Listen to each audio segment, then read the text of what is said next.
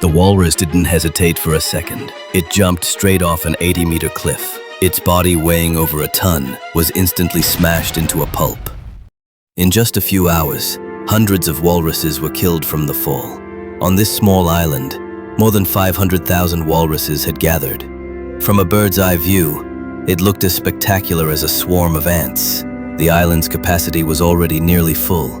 In the past, they mostly rested on sea ice, but global warming caused the sea ice to melt. They had no choice but to come to the nearest land. The overcrowding made them especially irritable. Many walruses died from trampling each other. The weaker ones, stuck in the middle, were constantly in danger. Many more walruses continued to come ashore. Following them were polar bears. They too were victims of the shrinking sea ice.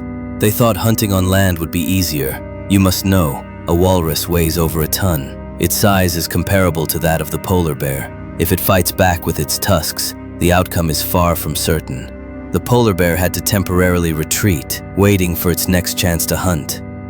At the edge of the beach near the cliff, some walruses, trying to escape the crowd, began to climb up the cliff with all their might. As long as there was a path, they kept climbing. By the time they finally stopped, they had already reached the 80-meter high cliff.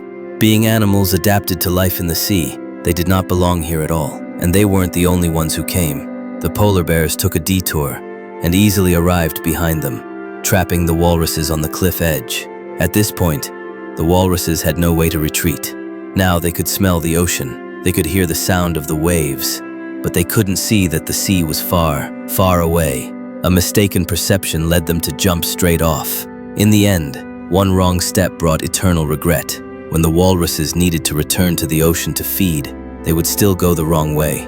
The 80-meter cliff seemed like nothing to them. Their massive bodies crashed straight onto the rocks.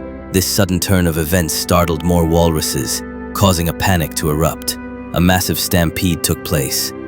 This led to even more walrus deaths. Both the cliff jumping and trampling incidents happened together, creating two non-existent threats. They triggered panic in each other. In just a few short hours, over 200 walruses had died. The number of those trampled to death was uncountable. When the chaos finally settled, the polar bear turned out to be the ultimate winner. The countless walrus corpses on the rocks were far more than it could ever eat.